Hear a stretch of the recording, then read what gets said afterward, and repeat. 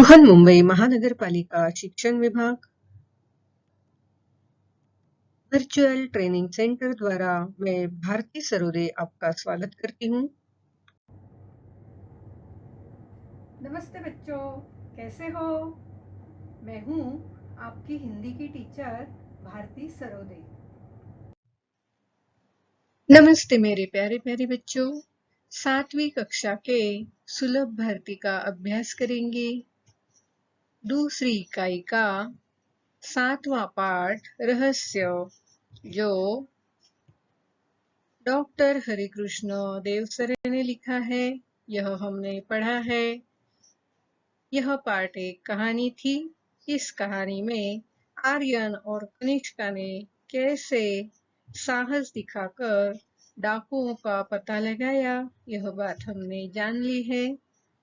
तो आओ रहस्य इस पाठ के स्वाध्याय आज पूरे करते हैं।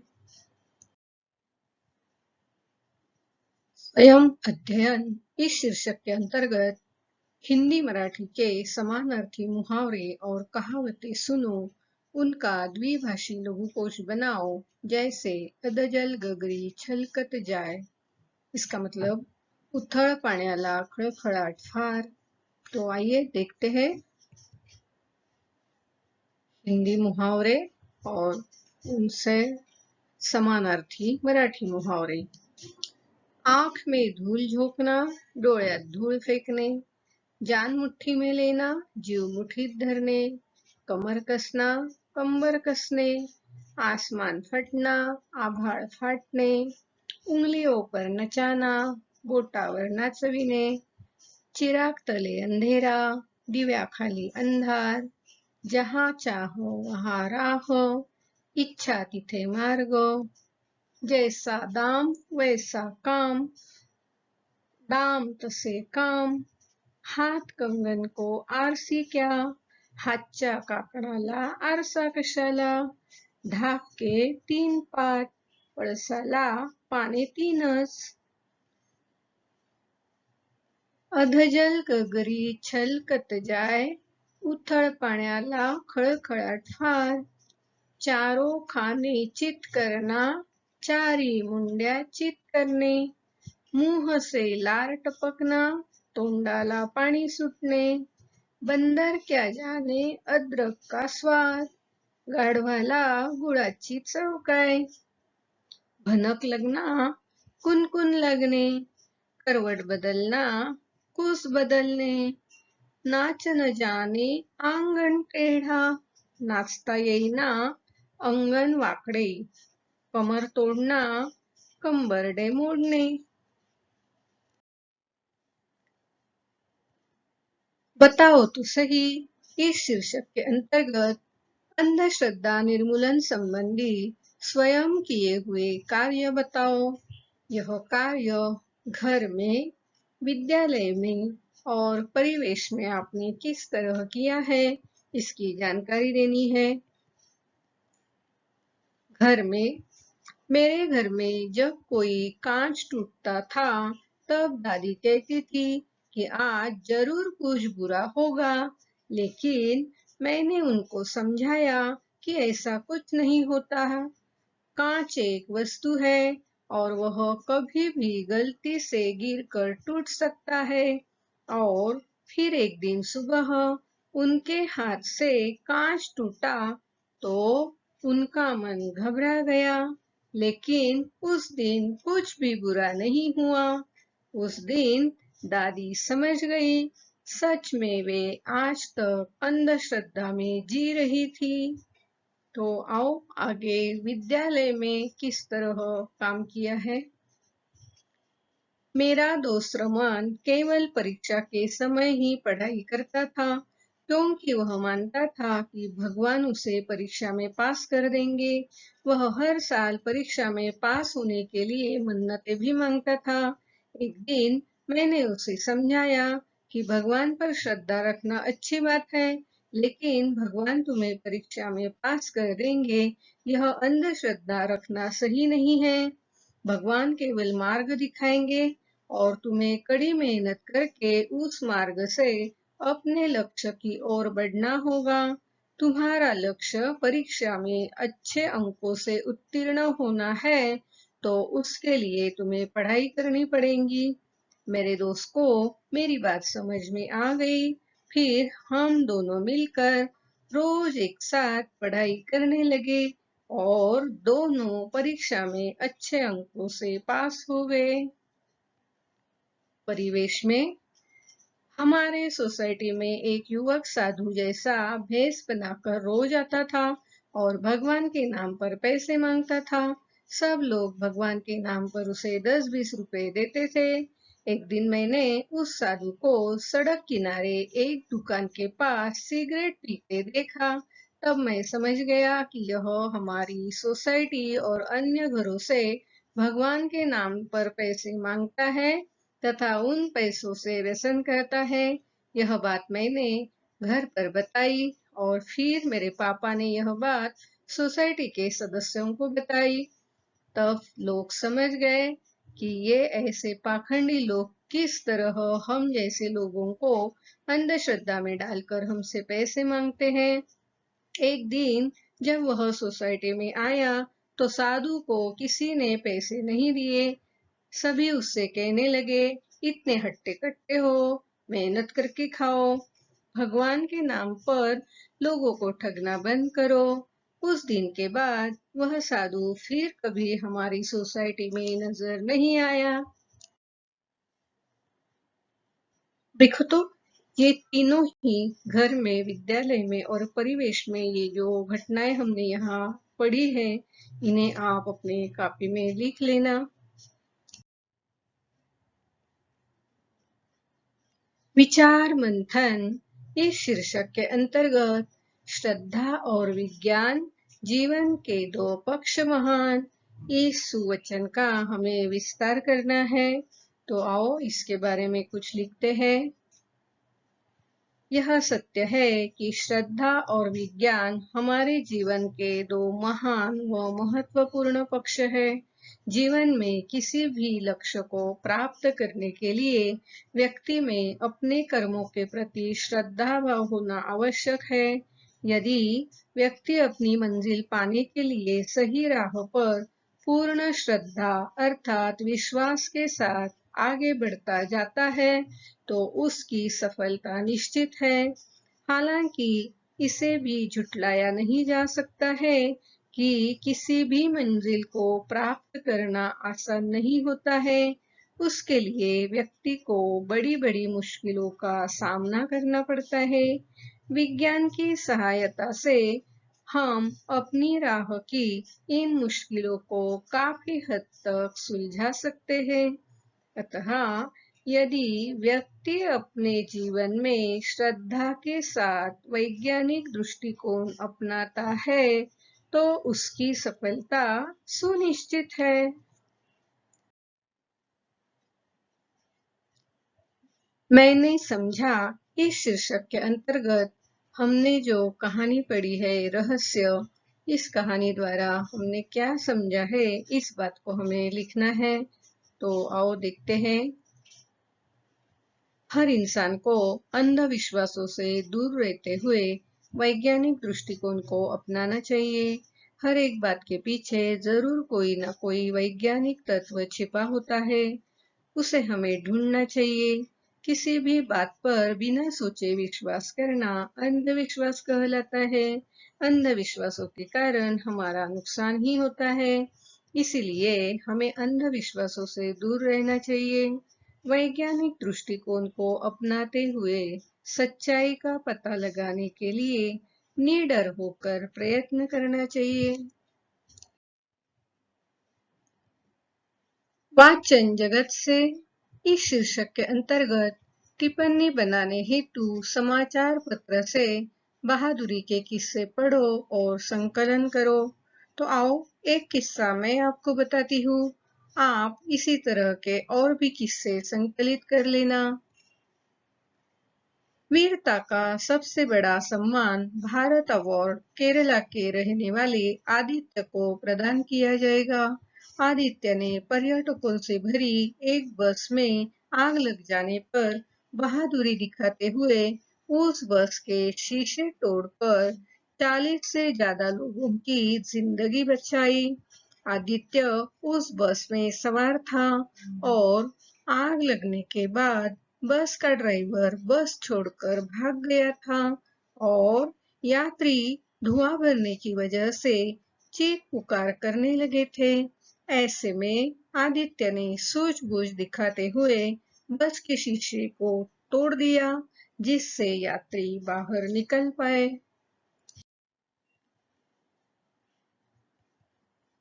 शब्द वाटिका इस शीर्षक के अंतर्गत रहस्य इस पाठ में जो नए शब्द आए हैं उनके अर्थ देखते हैं।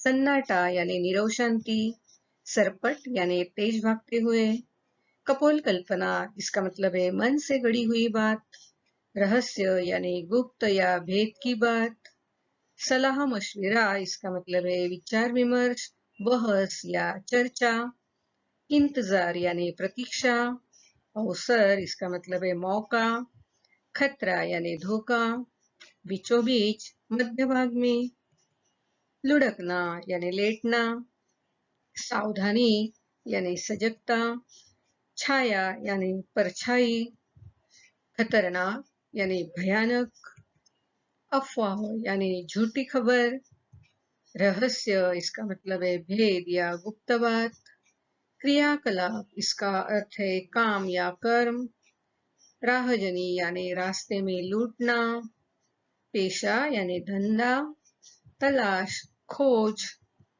बहादुरी यानी वीरता या शूरता, आतंक यानी दहशत या भय, महामहिम इसका मतलब है जिसकी महिमा अधिक हो, पुरस्कार यानी इनाम या उपहार। आओ इस पाठ में आए मुहावरे देखते हैं, मुहावरों का अर्थ लिखते हैं, मुहावरों का वाक्य में प्रयोग करते हैं। हाथ फैलाए न सूझना इसका मतलब है बहुत ही अंधेरा होना। वाक्य, अचानक ही बिजली जाने से सबको हाथ फैलाए न सूझता था। डेरा डालना, निवास करना। हमारे घर में चिड़िया ने घोंसला बनाकर डेरा डाला है। मन में ठान लेना, निश्चय कर लेना। मैंने हमेशा सच बोलने की मन में ठान ली है। बुरा हाल होना, दुर्दशा होना। धुआंधार बारिश के कारण सभी का बुरा हाल हुआ है। खाट पकड़ना, बीमार होना। बारिश में खूब मौज मस्ती करने के बाद चिंटू ने खाट पकड़ ली। करवटें बदलना, बेचैन रहना। कल मामा जी के गांव जाना था, इसलिए मैं रात भर करवटें बदलता रहा। कमर कसना, दृढ़ संकल्प करना। हमें मंजिल पाने के लिए कमर कसनी होगी। तारीफ के पुल बांधना, प्रशंसा करना। स्वार्थी व्यक्ति अपना काम करवाने के लिए हमेशा दूसरों की तारीफ के पुल बांधते हैं। दबे पांव चलना, चुपचाप आना। बिल्ली रसोई घर में दबे पांव चली आई थी। आंखों से आग बरसना, अत्यधिक क्रोधित होना। चोर के द्वारा सारी बातें जान लेते समय थानेदार की आंखों से आग बरसने लगी।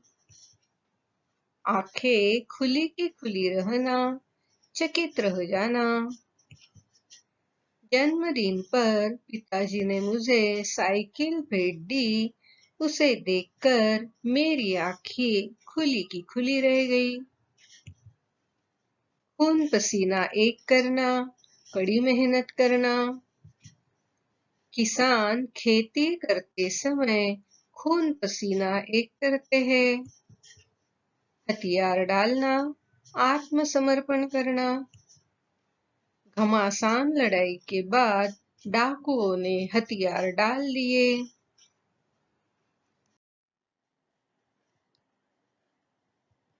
सुनो तो जरा, इस शीर्षक के अंतर्गत पाठ में आए हुए मूल्यों को सुनो, तालिका बनाओ और सुनाओ। तो देखो, यह जो रहस्य पाठ हमने पढ़ा है उसमें कुछ मूल्य सूचित है। तो आओ, ये मूल्य कौन से हैं यह हम पढ़ते हैं। पहला मूल्य, अंधश्रद्धा से दूर रहना। दूसरा, वैज्ञानिक दृष्टिकोण अपनाना। तीसरा, सच्चाई का पता लगाना। चौथा, निडर होकर बहादुरी से सही मार्ग पर चलना। पांचवा, गलत कार्य करने वाले लोगों के खिलाफ आवाज उठाना। तो ये सारे मूल्य हमने इस पाठ से पढ़े हैं।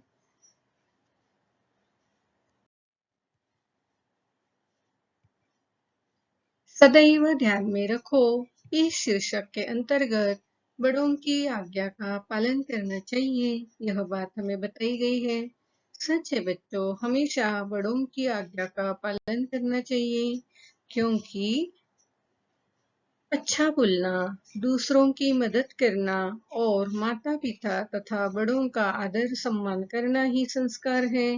हमें हर उस व्यक्ति से संस्कार मिलते हैं जो हमसे बड़ा हो, चाहे वह दादा दादी, माता पिता, भाई बहन या अन्य सभी हमें सही रास्ता दिखाते हैं और हमें भी उनकी आज्ञा का पालन करना चाहिए और दी गई सीख को अपनाना चाहिए। हमारे बड़े हमेशा हमारा भला चाहते हैं, उन्हें जिंदगी का हमसे ज्यादा अनुभव होता है और इसलिए वे हमें सही सलाह दे सकते हैं। उनकी सलाह का पालन करके हम जिंदगी में सफलता प्राप्त कर सकते हैं। हमें बड़ों का आदर करना चाहिए, उनकी कही बातों को अनदेखा नहीं करना चाहिए और उनकी बातों का सम्मान करना चाहिए। प्रश्न पहला, जोड़ियां मिलाओ। तो जोड़ियां लगाने के लिए हमें अस्तंभ और ब स्तंभ दिए हैं। अस्तंभ में फोटो की दुकान, भूत भूत, हवेली यह दिए हैं। तो ब स्तंभ में कपोल कल्पना, कह कहों की आवाज, खतरनाक काम और नारायणपुर यह दिया है। तो देखो, ध्यान से याद करो। और फोटो की दुकान कहाँ थी, याद आया? भूत वूत क्या है, याद आया? हवेली, हवेली में क्या आवाज आ रही थी, कह कहो की आवाज आ रही थी। तो आओ, ये जोड़ियां हम लगा देते हैं। देखो तो, फोटो की दुकान, नारायणपुर, भूत वूत, कपोल कल्पना, हवेली, कह कहो की आवाज। दूसरा प्रश्न, आर्यन और कनिष्का द्वारा देखी हुई हवेली का वर्णन अपने शब्दों में लिखो। तो आओ लिखते हैं। आर्यन और कनिष्का जब भूतों का पता लगाने हवेली पहुंचे, वे दबे पांव हवेली में चले गए। बीचों बीच एक बड़ा कमरा था, उसका दरवाजा अंदर से बंद था। खिड़कियां नीचे से बंद की लेकिन ऊपर से खुली थी। उस खिड़की से उन्होंने देखा कि वहां हट्टे कट्टे, मोटे तगड़े और बड़ी बड़ी मूछों वाले लोग पगड़ी बांधे हुए बैठे थे। उनके साथ कमीज और पैंट पहने हुए भी कुछ लोग थे। उन लोगों की आंखें लाल लाल थी, मानो उनकी आंखों में आग बरस रही थी। सबके चेहरे डरावने थे और उस समय वे खाना खाने में मस्त थे। कोई हड्डी चबा रहा था तो कोई रोटियां तोड़ तोड़ कर मुंह में डाल रहा था। उनके गले में कारतूसों की पेटी लटक रही थी, बंदूकें और तलवारें भी रखी थी। कुछ लोग लुढ़के हुए पड़े थे। तीसरा प्रश्न, कनिष्का और आर्यन को वीरता पुरस्कार घोषित होने का कारण बताओ। कनिष्का और आर्यन ने गांव वालों के मन से भूत प्रेत जैसे अंधविश्वास को दूर करने की ठानी और इतनी छोटी सी उम्र में बड़े ही बहादुरी से अंधेरी रात में हवेली जाकर वहां के रहस्य का पता लगाया। उन्होंने हवेली में रहने वाले डाकुओं के फोटो निकालकर पुलिस को उनके बारे में बताया और कई वर्षों से चोरी डकैती करके उत्पात मचाने वाले उन डाकुओं को पकड़वाने में पुलिस की मदद भी की। इन दोनों के इस कार्य से सभी गांव वाले डाकुओं के आतंक से मुक्त हो गए थे। इसलिए कनिष्का और आर्यन को उनकी बहादुरी के लिए वीरता पुरस्कार घोषित किया गया। चौथा प्रश्न, इस कहानी की किसी घटना को संवाद रूप में प्रस्तुत करो। देखो बच्चों, इस कहानी में मामा और कनिष्का और आर्यन के बीच में जो कुछ बातें हुई थी उनको ही हम संवाद रूप में लिखते हैं। कनिष्का कहती है, पिताजी आप कहते हैं कि भूतों के पैर उल्टे होते हैं, उनकी छाया नहीं होती और हम उनके फोटो नहीं खींच सकते, लेकिन कल रात हम भूतों के डेरे पर गए थे, वहां कुछ फोटो लिए हैं, जरा देखिए तो। पिताजी परेशान हो उठे, उन्हें ऐसा खतरनाक काम पसंद न था। फोटो देखकर उनकी आंखें खुली की खुली रह गईं। वो बोले, तो क्या भूत इंसानों जैसे होते हैं? तभी आर्यन बोला, इंसानों जैसे नहीं, इंसान ही भूत है। देखिए ना, इनके पैर सीधे हैं, इनकी छाया भी है और इनका फोटो भी आ गया। असल में भूत भूत अफवाह है। कोई हवेली की तरफ न जाए और इन लोगों का रहस्य न खुले, इसीलिए इन्होंने भूत होने की अफवाह फैलाई है। यदि लोगों का आना जाना रहता तो ये लोग अपना क्रियाकलाप कैसे चलाते? फिर कुछ रुककर क्या बोला, आप मेरे साथ थाने चलेंगे? मुझे इस मामले में बहुत गड़बड़ लगती है। आगे का स्वाध्याय देखते हैं। भाषा की ओर, इस शीर्षक के अंतर्गत चित्र के आधार पर सभी कारकों का प्रयोग करके वाक्य लिखो। तो पहले हम चित्र देखते हैं। देखो बच्चों, ध्यान से चित्र देखना और इसके आधार पर तुम क्या-क्या वाक्य बना सकते हो, सोच लेना जरा। सोच लिया? तो आओ आगे देखते हैं। वाक्य लिखने से पहले हम कारक के प्रकार जान लेते हैं।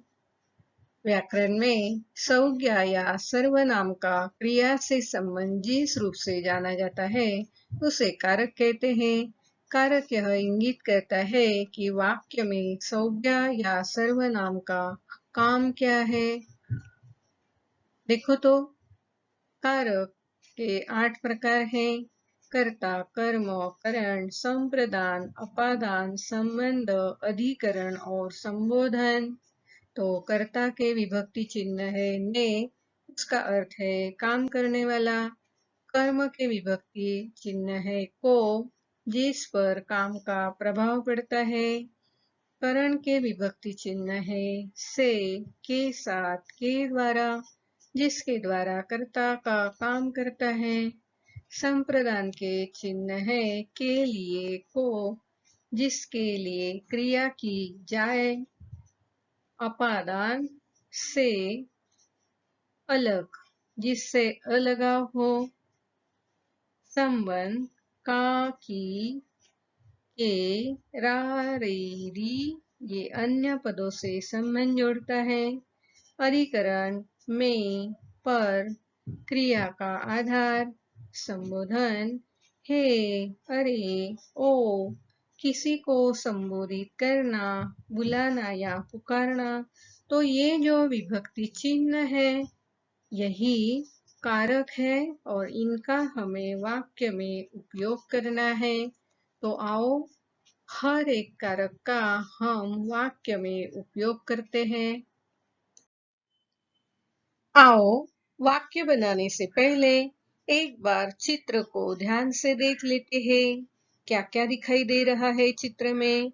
मछुआरा जाल फेंक रहा है, लड़की मछलियों को खाना दे रही है, औरत नारियल इकट्ठे कर रही है, एक आदमी पेड़ पर चढ़कर नारियल निकाल रहा है, दूसरे पेड़ पर भी आदमी चढ़ रहा है, लड़का अपने घर की ओर जा रहा है, और भी बहुत कुछ दिखाई दे रहा है। ये जो औरत है वह दूसरी औरत को बुला रही है।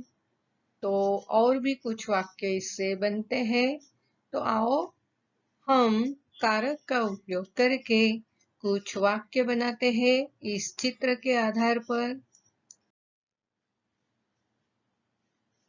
पहला वाक्य, मछुआरे ने जाल फेंका। दूसरा वाक्य, लड़के ने मछलियों को चारा डाला। तीसरा वाक्य, आदमी ने पेड़ से नारियल तोड़े। चौथा वाक्य, लड़का घर के लिए निकल पड़ा। पांचवा वाक्य, एक आदमी नाव से जा रहा है। छठा वाक्य, पेड़ पर चढ़ने वाले आदमी उस औरत के जान पहचान वाले हैं। सातवां वाक्य, औरत के हाथ में नारियल है। आठवां वाक्य, अरे बहन तुम इधर आओ। तो इस तरह हमने कारक का उपयोग करके यह वाक्य बनाए हैं। आप भी जरूर इससे अलग वाक्य बना लेना। स्वाध्याय। प्रश्न पहला, प्रश्नों के उत्तर लिखो। प्रश्न 1, आर्यन के विज्ञान के शिक्षक ने क्या समझाया था? 2, आर्यन के मामा जी के पास कौन सा कैमरा था? 3, मामा जी की कैमरे की विशेषताएं क्या थी? 4, आर्यन और कनिष्का को कौन सा पुरस्कार मिला? तो प्यारे बच्चों, आज हमने रहस्य इस पाठ के स्वाध्याय पूरे किए हैं। हमने देखा इस पाठ में आर्यन और कनिष्का ने किस तरह बहादुरी दिखाई और डाकुओं को पकड़वा दिया। और भी कुछ हमने इस पाठ से सीखा है, जैसे अंधश्रद्धा से दूर रहना, वैज्ञानिक दृष्टिकोण अपनाना, सच्चाई का पता लगाना, निडर होकर बहादुरी से सही मार्ग पर चलना, गलत कार्य करने वाले लोगों के खिलाफ आवाज उठाना। तो ये सारी सीखें जो इस पाठ से मिली है, जरूर तुम इसे अपनाना। और आज हमारा यह पाठ पूरा हुआ, तो अगले वीडियो में हम फिर मिलेंगे एक नए पाठ के साथ। आज आपने यह वीडियो कंप्यूटर, लैपटॉप या मोबाइल पर देखा होगा।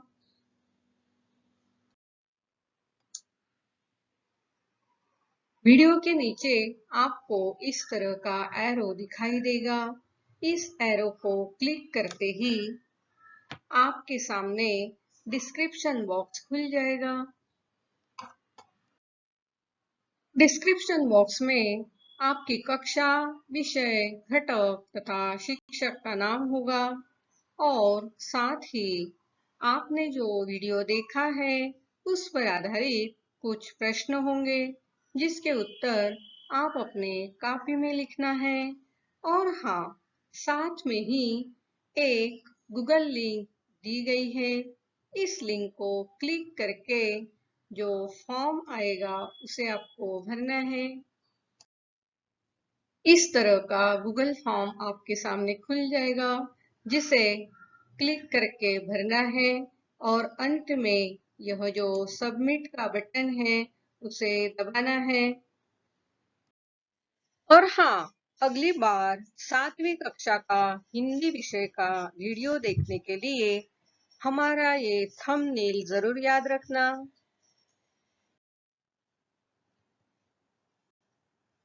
मेरा ये वीडियो आपको जरूर पसंद आया होगा, तो इसे लाइक कीजिए, शेयर कीजिए और सब्सक्राइब कीजिए। मेरा ये वीडियो ध्यान से देखने के लिए आप सभी को बहुत बहुत धन्यवाद।